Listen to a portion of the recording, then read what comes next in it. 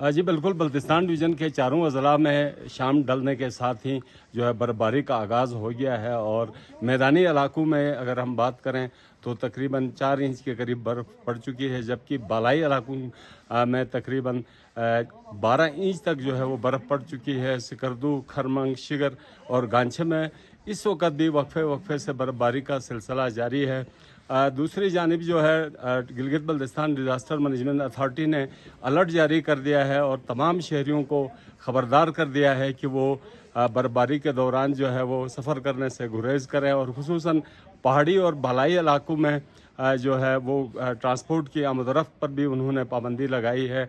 उनका ये कहना है कि चूँकि बर्फ़बारी शदीद किस्म की हो रही है, फिसलन के बहुत सारे वाक़यात हो रहे हैं जिसकी वजह से हादसात के बड़े ख़तरात हैं।